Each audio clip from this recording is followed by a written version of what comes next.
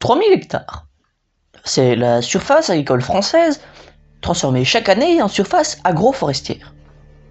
Cela peut paraître énorme, mais il faut les remettre en contexte avec les 29 millions de surfaces agricoles utiles en France. Cela représente approximativement un 10 millième de cette surface. Et pourtant, l'agroforesterie pourrait être un levier impressionnant dans plusieurs luttes écologiques. Mais d'abord, c'est quoi l'agroforesterie? Eh bien, le principe est assez simple, planter des arbres dans des surfaces agricoles, que ce soit des cultures ou des prairies destinées à l'élevage. Et cette technique a plein d'avantages. Loin d'opposer forêt et agriculture, l'agroforesterie instaure une logique de co-bénéfice.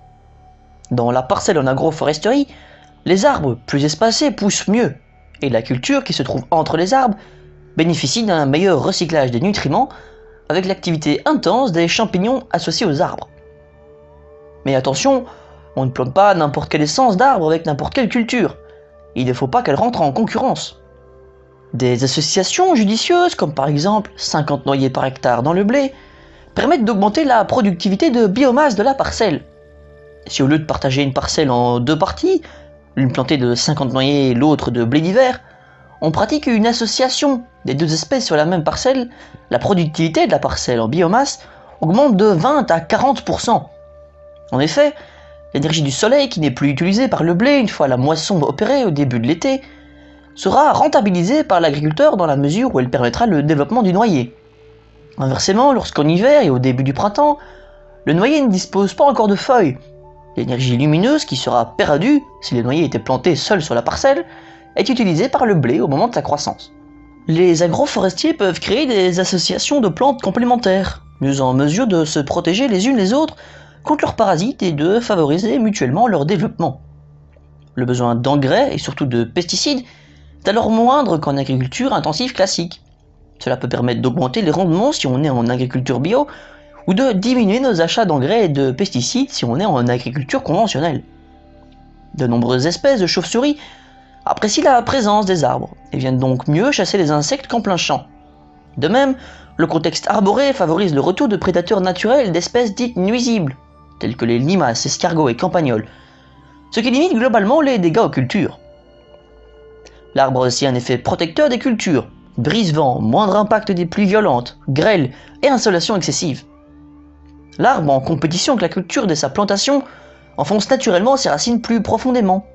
Ce faisant, il augmente la profondeur exploitable du sol et favorise la remontée capillaire de l'eau profonde, tout en permettant aux pluies de mieux s'infiltrer pour recharger la nappe. Les arbres et les cultures résistent ainsi mieux aux sécheresses et à la chaleur. Cet enracinement profond permet aussi de récupérer les nitrates en profondeur, et donc de limiter la pollution des eaux.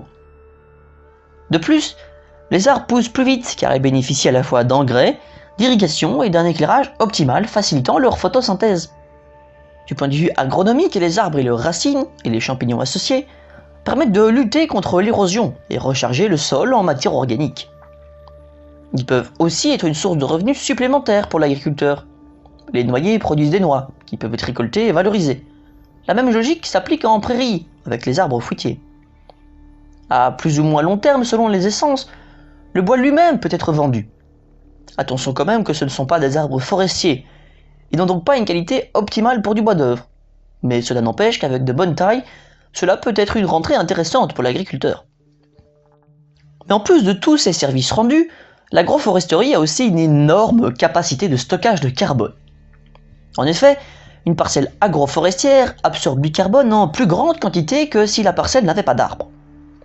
En système sylvo-pastoral, c'est-à-dire prairie avec des arbres, au Canada, dans des parcelles de peupliers hybrides à 111 arbres à l'hectare, le potentiel net de stockage de carbone est de l'ordre de 2,7 tonnes de carbone par hectare et par an, alors qu'il est de moins d'une tonne de carbone par hectare et par an dans une prairie sans arbres. Attention à ne pas confondre carbone et CO2. Le carbone est un constituant du CO2, ce qui fait qu'il faut faire un petit calcul pour savoir combien de CO2 cela représente. Pour obtenir ce chiffre, on multiplie la masse de carbone par 3,67 pour connaître la masse de CO2 que cela représente. Dans ce cas-ci, ces parcelles absorbent donc 9,9 tonnes de CO2 par hectare et par an. Une étude de 2004 estime ainsi que le potentiel de stockage de carbone par conversion de parcelles agricoles en parcelles agroforestières est très élevé à l'échelle mondiale. Ils estiment que les systèmes agroforestiers pourraient stocker rien que dans leur biomasse aérienne 2,1 gigatonnes de carbone par an en zone tropicale et 1,9 gigatonnes de carbone par an en zone tempérée. C'est-à-dire plus de 14,5 gigatonnes de CO2 par an. C'est absolument énorme. Pour comparaison, l'émission de gaz à effet de serre mondiale se situe d'alentour de 50 gigatonnes d'équivalent CO2 par an, dont à peu près 35 gigatonnes de CO2. Le reste étant du méthane et du protoxyde d'azote ainsi que quelques autres gaz. Et ce n'est pas tout. Ces valeurs ne comprennent pas le carbone piégé dans les racines des arbres, qui représenterait de 50 à 75% de ces valeurs, ni le carbone stocké dans le sol lui-même, et ne compte pas non plus la réduction des émissions de CO2 liées à la diminution des intrants de synthèse, et la diminution du relargage de protoxyde d'azote et de méthane, grâce à des sols mieux oxygénés car vivants et moins perturbés. Cela dit, c'est le potentiel théorique. Rien ne dit qu'on peut atteindre ces chiffres en pratique, mais imaginons même que l'on atteigne la moitié de ce potentiel, cela resterait un énorme potentiel de stockage. Il ne faut pas non plus oublier les haies, même si leur intérêt est plus au niveau biodiversité.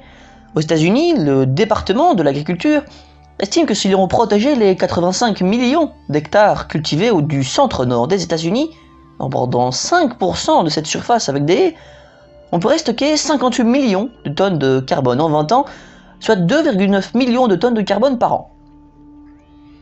Cependant, l'agroforesterie n'est pas encore massivement mise en pratique. Une des causes, c'est le surplus de travail que cela peut générer pour l'agriculteur, mais aussi que certains agriculteurs ne voient que le fait que cela les prive d'une petite partie de la surface agricole. Autre problème, il faut choisir l'essence, l'écartement des plants et d'autres paramètres au cas par cas selon les parcelles.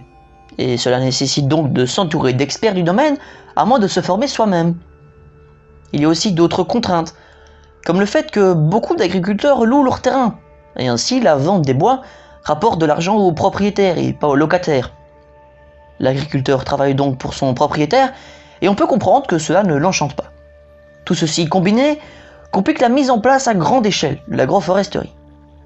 Voilà, alors ça faisait quelques mois que je voulais faire cette vidéo, car c'est un sujet absolument incroyable qui permettrait de lutter contre les causes et les conséquences du réchauffement climatique, de lutter contre la perte de biodiversité, de diminuer la pollution de l'eau aux nitrates, etc., etc. En tant que sylviculteur, le sujet me passionne et vu son potentiel impact, j'estime qu'il faudrait réfléchir de toute urgence à un système de subvention et d'accompagnement aux agriculteurs pour leur permettre d'investir dans la transformation de leurs parcelles. N'hésitez pas à me dire ce que vous en pensez dans les commentaires. En attendant, j'espère que cette vidéo vous a plu, si c'est le cas, partagez-la, et surtout, abonnez-vous si ce n'est pas déjà fait.